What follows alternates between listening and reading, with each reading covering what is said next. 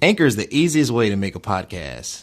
It gives you everything you need in one place for free, which you can use right from your phone or computer. Creation tools allow you to record and edit your podcast so it sounds great. They'll even distribute your podcast for you so it can be heard everywhere: Spotify, Apple Podcasts, Google Podcasts, and many more. You can easily make money from your podcast with no minimum listenership.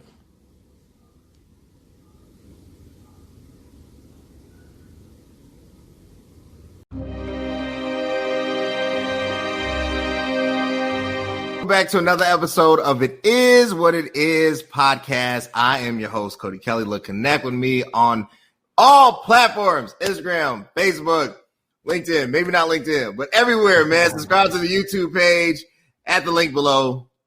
YouTube at CV Space K. I have an amazing episode. My friend, my homie, my brother. I got the rapper Shaffer Jones. How you doing, man? I'm blessed, bro. I'm blessed, man. Happy to be here. Good to have you. Look, before we get into it, I want to feature your music. I want to get the audience involved. I want them to hear this hot stuff. So let me just share my screen. And, you know, I'm getting kind of good at this now. I've been doing this a lot lately. Had to get my skills and my deal and my personal appeal, right?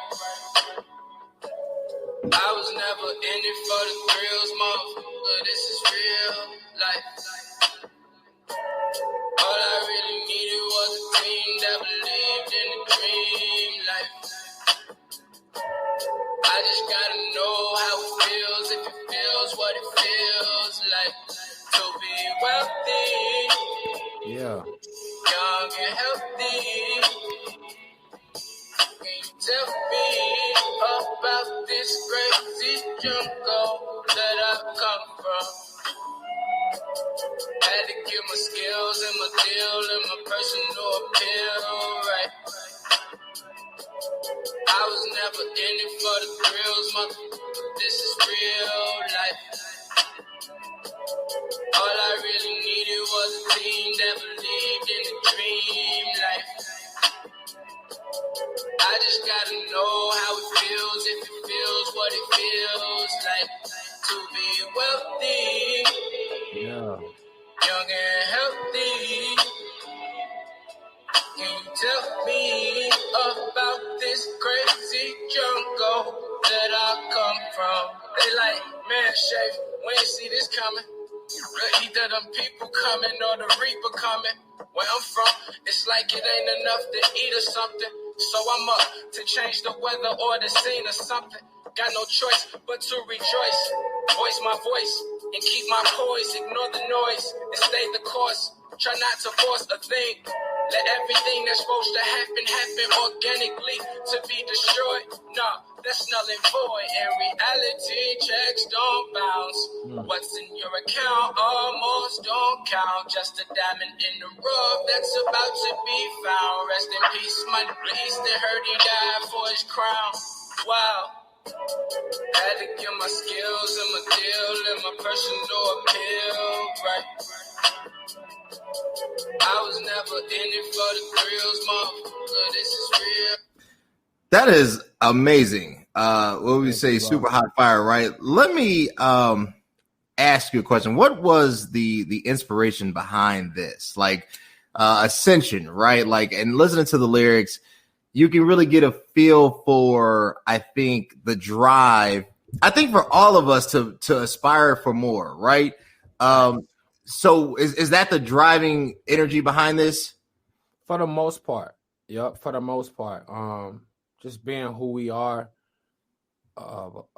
where we come from, a lot of people, we just come from, you know, just a low community, if you will, whether it be poverty, violence, just a lot of low frequency vibrations. And I was just thinking of a way to leave that place. And I thought of the word ascend, you know what I'm saying? And when you ascend, you go higher. And that was the whole thing, like putting something out there where people can groove to it, but also get a message to kind of never mind what's around you, if you will, and kind of just like rise above the madness. You know what I'm saying? So, you know, chase your dreams. You know, I also mentioned, I just got to know how it feels, if it feels, what it feels like to be wealthy. I didn't say rich, you know, and then I followed that up with young and healthy. Okay. So what it seems like inspiration can only be birthed out of pain. You know, I think there's a common theme with all music, gospel, you know, hip hop, whatever the genre is, that illumination or hope is really a byproduct of despair, if you will, right? So how has that influenced your music? You know, you're a Chicago native. You've seen the best of the city. You've seen the worst of the city, right? How has that been an influence? Because you have a song called Chicago 2 a.m. that I was listening to. So how has that really inspired your music? It has inspired my music, to answer your question.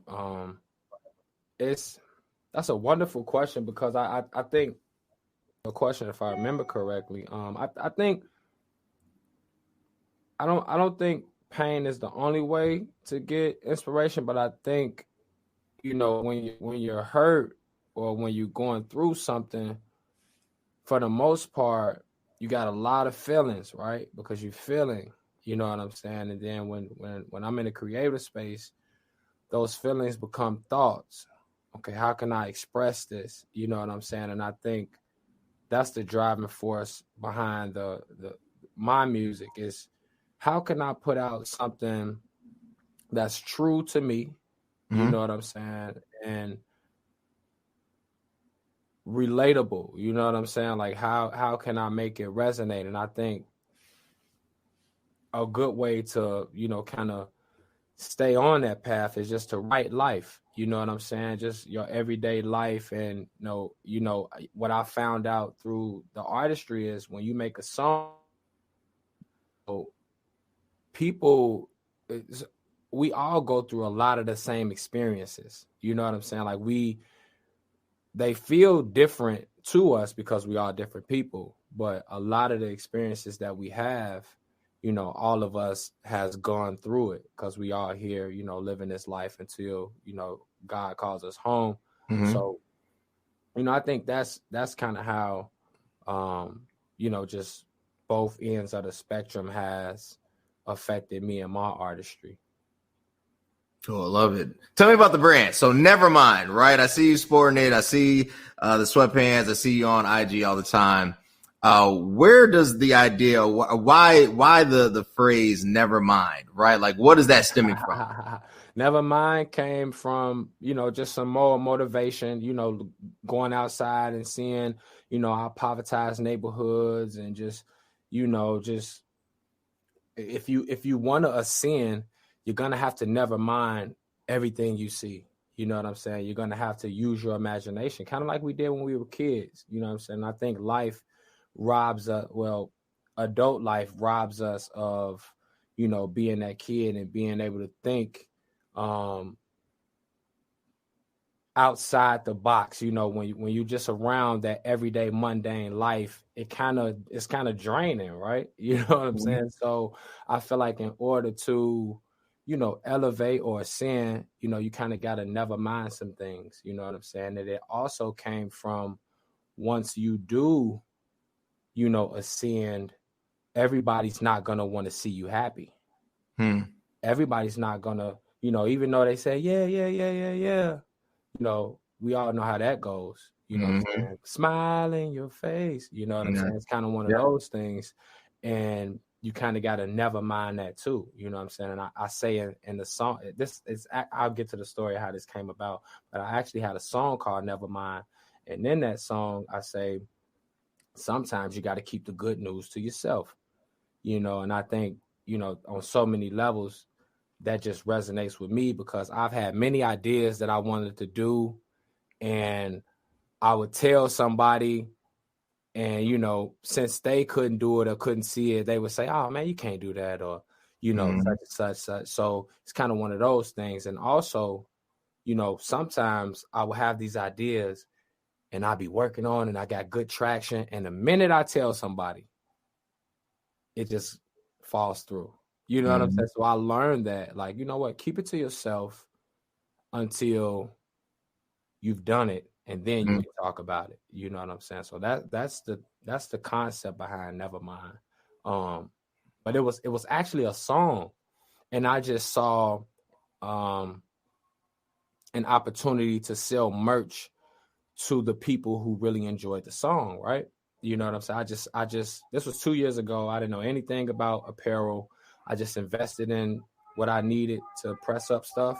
And everybody was like, you crazy, you gonna spend your money on this? But I saw the vision, you know what I'm saying? So it started off as, just a couple shirts. It's 2 years ago. I probably sold like 10 shirts. You know what I'm saying? Not a whole lot, but it was something.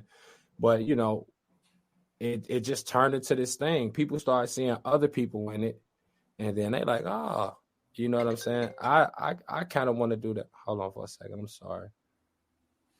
Yeah. I kind of want to do that.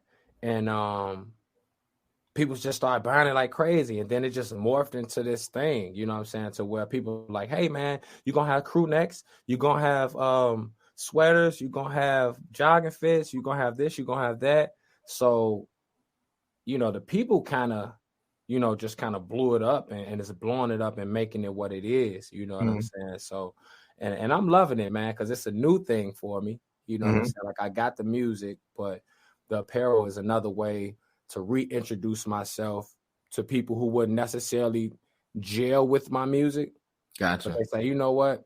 He got some dope stuff, so I'll support him in this way. And then if they keep up, they might find some music that they like. You know what I'm saying? So it's just like killing two birds with one stone. And it's been very well, because since COVID, I just been grinding, no job, no nothing, just took all my little money that I had saved up and just threw it on into there. And, God's been ceasing to amaze me, bro. You know what I'm saying? Ceasing to amaze me. It seems like there's parallel. Because I was looking at, first of all, with Nevermind, I was like, this almost has like a rock effect, like that V, and they saying that like it's definitely crossover. But it seems like there's a certain trend with Chicago artists, like a deeper level of consciousness, right? Like everybody, New York has this sound, right? Like I don't know anymore what that sound is. I'm not dissing New York, but you know what I'm saying? Like for a long time, it was 50, you know what I'm saying? All of them on the thing. I mean, obviously Jay-Z's like the sound of hip hop, so I can't count him as just singularly New York. But the South, they have their sound, right? The West Coast, they have their sound. But Chicago has this like awakening, right? Whether it's Ye, if it's Chance, if it's you, it's like whoever comes out of this city, even Vic Mensa, right? Like there's a spirituality to it. Why do you think that is? That's a good question, Cody. I'm gonna have to say we're from Chicago. That says a whole lot right there. Most of everybody you named, if I don't know them personally, I know them enough to say, they kind of grew up Christian. Yeah. You know what I'm saying? So I think that foundation and actually knowing, the ideal of God and Jesus and stuff like that, like we have that spiritual thing within us. You know what I'm saying? Like from jump, foundation. I think, all of us was raised in the church, you know what I'm saying? And I think it's just translating into the music, you know what I'm saying? Even though you go out here with your breastplate of righteousness on and your shield of faith, you go out here and you get those things, you get some chinks in your armor, but your foundation is, what? The world is being the world right now. I'm gonna go pray and talk to God. And, I think that's just one of those things that just translates into our music. You know what I'm saying? And Chicago is a very peculiar city because it's an energy. You know what I'm saying? It's not just like, oh, it's a city and boom, boom. Like when you get in Chicago, you feel Chicago. You know what I'm saying? Just like LA, the vibes in LA are just like, I just want to lay out and just have a cocktail or, I think Chicago's energy is a tad bit different than that, but the energy is there nonetheless. Cool. What is next, right? So you dropped the album. You've been putting out a lot of merch. I think the album came out 2018. So for 2020 heading into 21, what is next for you? Next for me? That's a good question, man. That's a good question. I definitely want to get the whole world in some Shaffer Jones apparel. So I'm going to keep pushing on that. I got a few singles that I'm going to drop fourth quarter of 2020. And then I'm going to hit with an album sometime in 2021. So that's that. As far as like music and apparel, what I've been going, I'm gonna just keep going super hard on that. But I've been doing things like I'm a part of a logistics company. I'm part owner with 2 other people, and the plan is to partner up with Amazon as a delivery service partner. So Amazon is getting so big, they're basically allowing people to do a franchise, if you will. Oh, wow. So you come with a certain amount of money and you get some trucks sponsored by them and stuff like that. And then you go and they give you routes, and, that's how you make the money. And you basically, you hire, drivers to do the routes and stuff like that. So that's what I've been working on, like, outside of music, if you will. But it's a good opportunity nonetheless. If I can do some business with Amazon, I mean, come on. You know what I'm saying? So that's one of those things that I've been working on outside of the music. And yeah, Now that opportunity sounds amazing. I'm like, man, I need to get on that and be an early investor as before. This could be the next Uber. Exactly. And it's coming. It is coming. For its first. Yeah. Yeah. When I first looked at Amazon stock, when I was thinking about it, the stock was like $1,500, right? Mm-hmm. And this was in the span of like a couple months. If you look at Amazon stock today, it's probably like $3,500 for one share. Stock, one share, exactly. You know what I'm saying? So that's crazy. During COVID, pre-COVID, post-COVID, they've just been, just killing it. So to be, in cahoots, or in a partnership or a venture with them, I think is super dope. So that's what I've been working on outside of music.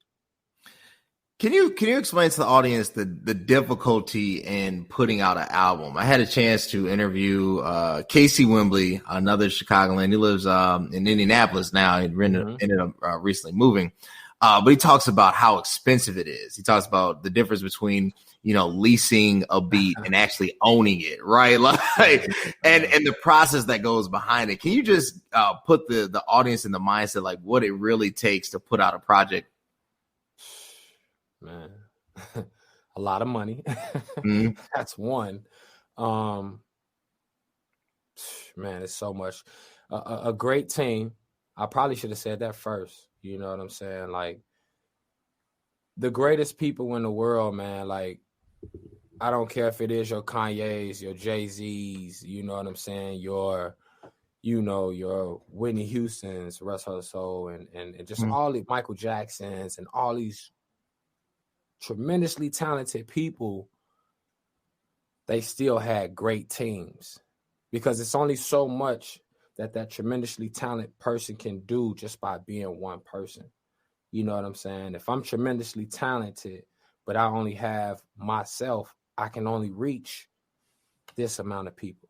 But if I'm this extremely talented person with Cody, who has a wingspan of about 50 people, then I got this person over here with a wingspan of 50 people, and that person. So I got 10 legit people with 50 people. Now it's boom. You know what I'm saying? So I think the team, definitely. Dedication, you know what I'm saying? Because you still got life going on. You know what I'm saying? Like, a lot of people do this to express, to make money and stuff like that. But a lot of people have lives outside of music. You know what I'm saying? Like, I'm a parent. You know what I'm saying? A lot of people have children. A lot of people have, second, third jobs or other businesses to tend to. So the dedication has to be there. You know what I'm saying? Something's going to have to be put on the back burner, or a sacrifice is going to have to be made, to do that. Another thing I think is authenticity. You know what I'm saying? Giving people your true authentic self, because it translates. People, the consumers, they're smart. You know what I'm saying? You put that music out, they're gonna eat it up and digest it and let you know how they feel and stuff like that. Another thing is getting out your own way. And when I say that, I say that to say, get in there, make your music, give it all you got. And when you know you've done that, get out your way. Because this is what's so interesting, Cody.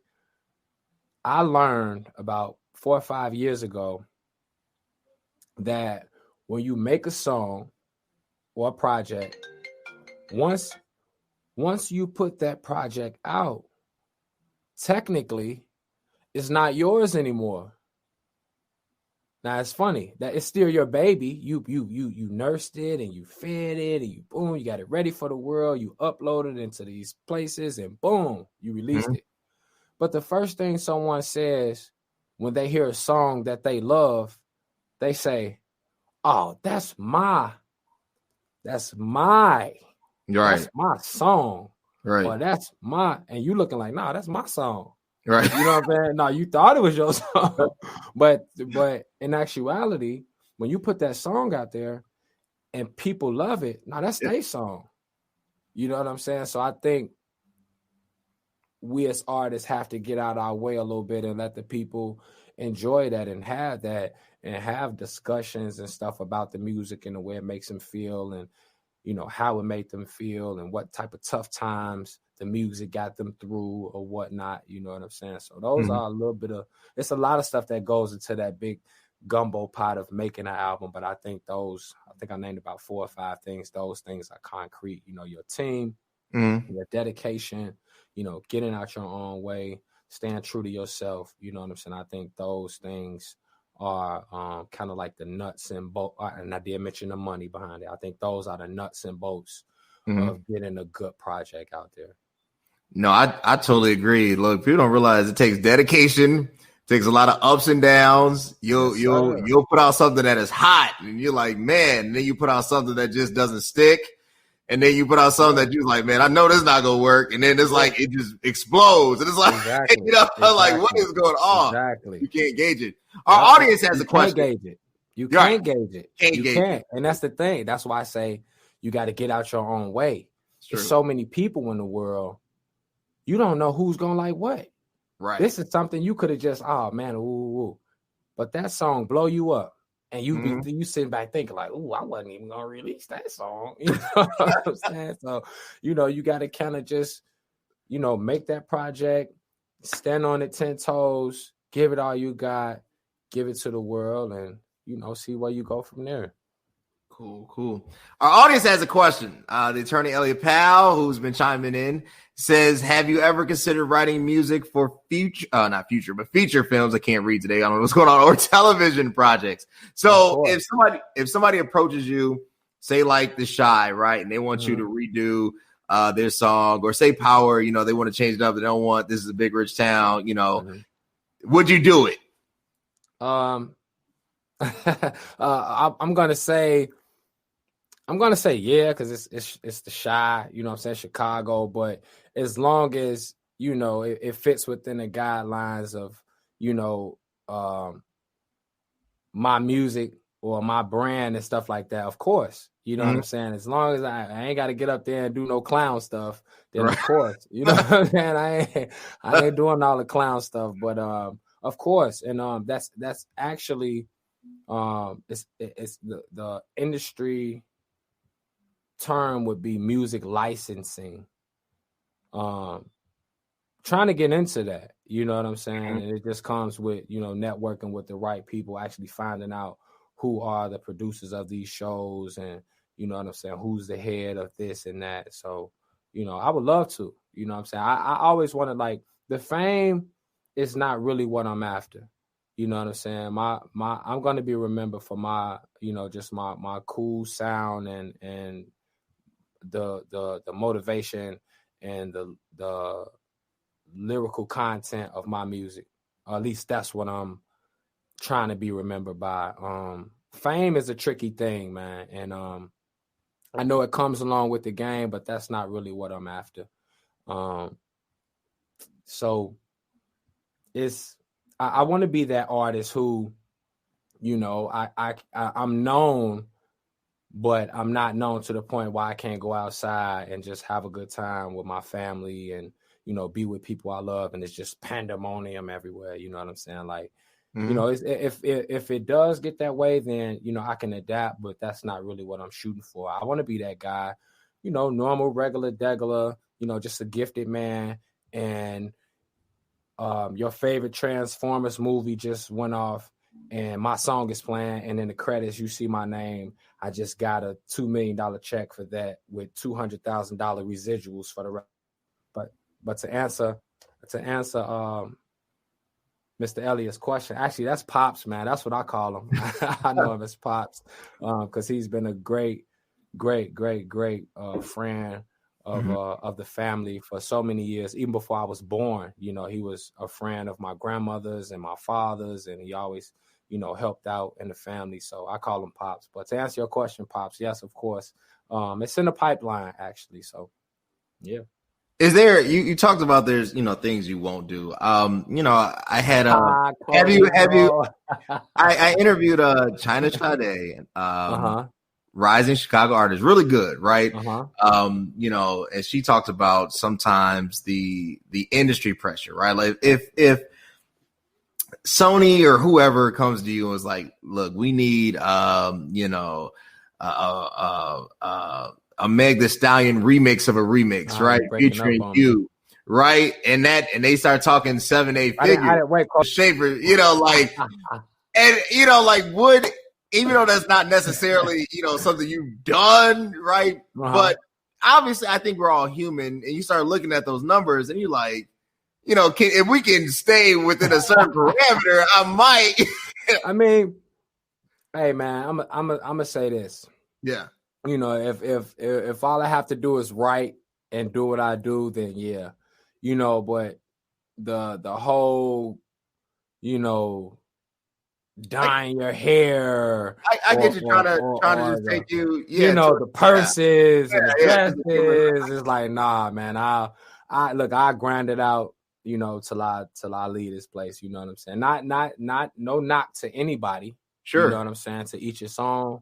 People got to get their bread, and it's a different world, but as far as for me and what I see, if I can just keep it music, and music business, what I'm saying, that's cool. But when it starts getting, super demonic and all that stuff, I'm cool. I get you on that. That integrity is needed. Let's do this. Let's do a game called list, top 5, right? Let's go with, we'll start here locally. Let's go with top 5 Chicago artists. It doesn't have to be any particular genre. Man. Let's hear your 5 and let's hear my 5. Cody, that's tough, man. That's tough. I'm gonna have to go with Twista. Okay. The first time I actually really heard hip hop, it was Twista. You know what I'm saying? And he blew me away with, just the fast rap and how he can get all of his words out. And if you really let him, it just wasn't no mumbo jumbo. So Twista. Right. Yep. Let me see. That's tough. A new artist that I love, Joel Q. Okay. I don't know if you up on Joel Q, but he's a Chi-Town artist, man. He has a brand called NSG, Never Stop Grinding. He's super dope. Penmanship is elite. And I like his vibe and what he talks about and stuff like that. So I'm gonna give a spot to Joel. I feel like I got to get something to the ladies. Jeez. Tink is a great artist. Yeah, she is. Tink is a great artist. So I'm going to show some love to the ladies with some Tink. Let me see. Who else? I'm going to reach back a little bit again. Okay. No, I'm not gonna do that. I'm not gonna do. I was finna do a Crucial Conflict, but I'm like, nah, I'm not gonna do that. You can do Crucial Conflict. They can get honorable. Yeah, man. But no, not Crucial Conflict, but Do or Die. Okay. And that kind of goes hand in hand with Twister. So, who else, man? Lupe Fiasco. He is from here. I gotta go with Lupe. You know what I'm saying? Lupe is just a man in his own lane, his own world, another elite penmanship artist. And I'm gonna say Ye just because it's Ye. It's Ye. You know, Ye keep making it hard on himself, but yeah, he always make it hard, man. But you can't deny, you know, his genius level talent, man. I think that brother is very, very talented, and you know, you can't take that away from him, man. When I'm listening to music, I try not to get too into the scuttlebutt because I know the way the machine works with the media and how stuff gets put out and stuff like that. So it's kind of like I'm gonna go with Ye because, you know, College Dropout was it's classic, phenomenal. It's iconic. It's iconic. Phenomenal. Yeah. This is my 5. So my number 1, I'm gonna go with Cynthia Nunn. Gospel, because the song she's written from Cosmopolitan to Fellowship Missionary Baptist Church, I think Cynthia Nunn is the most underrated gospel singer. I mean, she is absolutely fantastic. So I'm gonna go with Cynthia Nunn. Number 2, I'm going with Chance the Rapper. And maybe it's a little biased. I just like Chance. You know, I think Chance is just amazing at whatever he puts out. I need him to put out a full album though, because he's been putting out these little, you know, like 65th Ingleside. Even though the last one was good. I like the project. You know what I'm saying? I want more Chance. So Chance. Gotcha. Number 3, I'm going to go with Ye because, like you said, College Dropout, I think you just can't debate against it. It is an all-time classic. I'm going to agree with you. Number 4, Lupe Fiasco. You know, but for the ladies, my number 5 pick, I'm going to have to go with the Brat. And the reason why I'm going with the Brat. I didn't go with the Brat. And the reason why I'm going with the Brat and not Tink is not because I don't like Tink. Of course.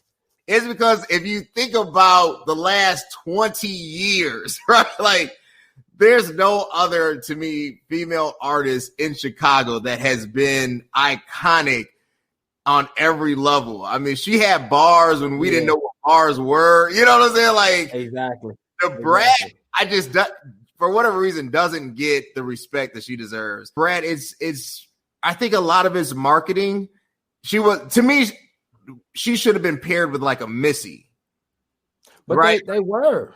For a little bit, but like if you think of it like like a Brat song, you know, what do you like? You know, it always comes to your mind. You know what I'm saying? Like or Funktified. Right. But it's like they need to just make like the Brat just heat. You know what I'm saying? And I don't think any label has ever really gotten fully behind the Brat like they should have really put.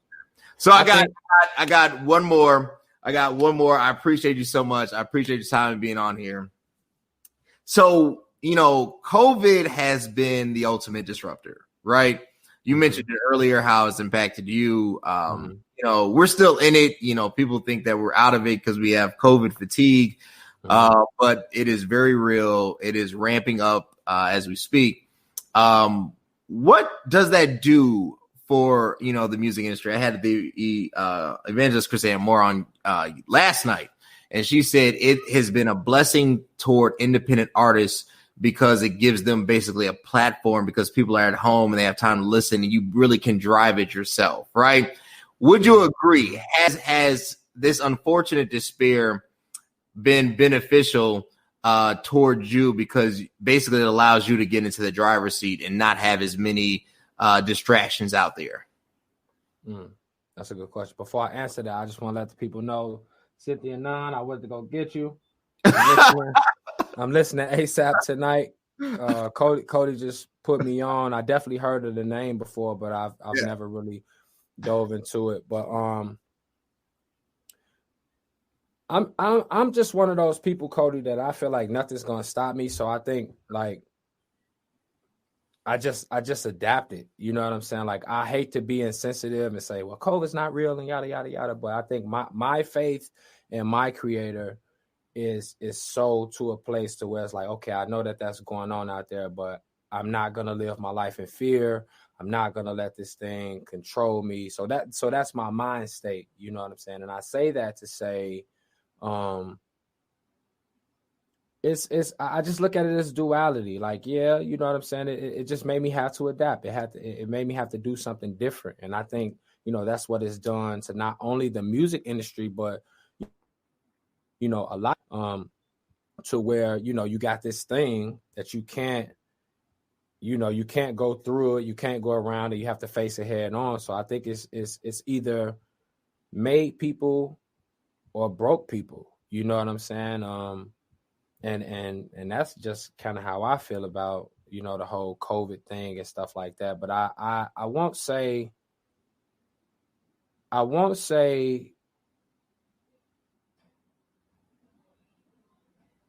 I've fitted from it's kind of like 50-50, I guess. You know what I'm saying? Because it does give me a chance to see, you know, what the top players are doing and everything. It's like nobody can do any shows really right now. Nobody's really traveling and stuff like that. So it does give you a chance to sit back and say, well, let me go check and see what such and such is doing. Or let me see what they're doing. So you can get ideas from stuff like that. But I think what I love about it, it's forced me to grow. You know what I'm saying? It's all challenging things to do. You know what I'm saying? You're either going to let it, you know, just break you down, or you're going to let it, you know, grow you and make you uncomfortable and show you some things that you wouldn't see if, you know, stuff like COVID didn't happen. You know what I'm saying? So for me, it's kind of like a, you know, bring it on type of thing. Like, I want to stay safe. I'm washing my hands and stuff like that, but it's like, you know, it is what it is. And, you know, I'm ready for it, and like-minded individuals such as yourself are ready for it, and, you know, not really letting it affect our mentality. You know what I'm saying? We still gotta pay these bills. You know, COVID's happening, but those bill collectors still like, hey, yeah, I know we in the pandemic, but so it's like one of those things, you know. That makes sense. Well, look, I appreciate you. You've been amazing, amazing guys. Connect with Shaffer Jones. This man is amazing, amazing artist, amazing talent, amazing gift to the human body. Where can they connect with you, man? What are you about to drop? Everything Shaffer Jones. Everything Shaffer Jones. All social media handles. I also have a website, shafferjones.com, where you can go on there and check out the latest music or the latest merch, and get y'all some merch, man. Make sure y'all get y'all some merch. Tap in. I got a lot of varieties of stuff, joggers and crew necks and, you know, headbands and socks and all that stuff. So go over to shafferjones.com. You'll get to learn a little bit more about me as an artist and my bio and stuff like that. And you can tap in personally, subscribe, and you'll get sent an unreleased video to the public. It's just like a special little video, especially for the people who subscribe. And that's how I keep up with people, letting them know, you know, my moves and what I got coming up next. ShafferJones.com. ShafferJones.com. Guys, subscribe, buy the merch, buy the album, download the album, support this brother. Look, I appreciate Shaffer so much. Look, next week's episode is Best Romantic Comedies. We're going to break it down. Okay. I am on Team Boomerang. I'm looking forward to this episode as I do all my episodes. I got some interesting stuff coming down the pipeline. I'm building out the November episode list and December. It's going to be a hot one, even though the weather's getting colder here. Sounds like it. Always subscribe, YouTube at CV Space K. But until next time, guys, thank you so much. Peace, Cody. Thank you, bro.